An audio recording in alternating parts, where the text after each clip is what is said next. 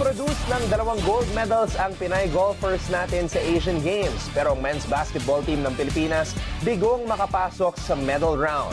More from Dayan Castillejo. Mainit ang sagupaan sa court ng Team Pilipinas at ng Korea. Lamang pa ang Pilipinas sa first half. Nag-push ang bawat miyembro ng team pero di napigil ang Korea sa huli.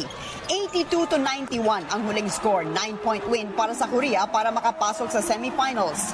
Lalaban para sa 5th place ang Pilipinas. Top scorer para sa Korea ang naturalized player Ricardo Ratliff na may 30 points. Si Jordan Clarkson naman ang top scorer sa Pilipinas na may 25 points. Binigay po namin ang lahat. Talagang kulang pa po. Last 5 minutes, nag-collapse tayo. Pero wala po akong masabi doon sa effort ng mga bata. Binigay po nila lahat. Umakyat na sa 3 gold medal ang Pilipinas matapos ang 2 gold medal finish ng mga Pinay golfers kahapon.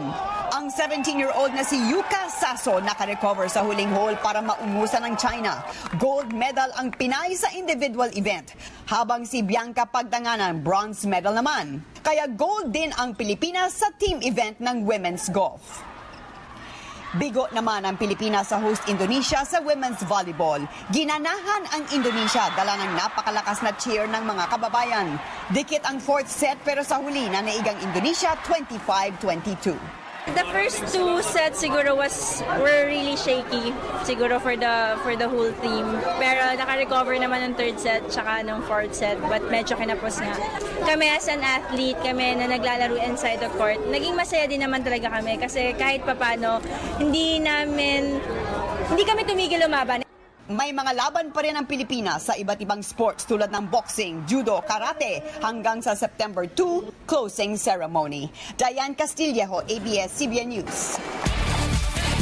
Nadagdagan pa ang medal haul ng Pilipinas sa 2018 Asian Games sa Indonesia. Isa na namang bronze medal ang nadagdag sa medal tally ng Pilipinas matapos makuha ni Juna Chuki ang bronze sa women's karate nang talunin niya si Pauwina Raksachart ng Thailand. Dahil sa naipanalong bronze medal ni Chuki, umakyat na ulit sa 15 ang medal haul ng bansa. Sa ngayon ay meron na tayong 3 gold medals at 12 bronze medals. Hey everybody, this is Anton Rojas. For more sports updates, keep watching The Score and make sure to subscribe to our YouTube channel. That's ABS-CBN Sports and Action.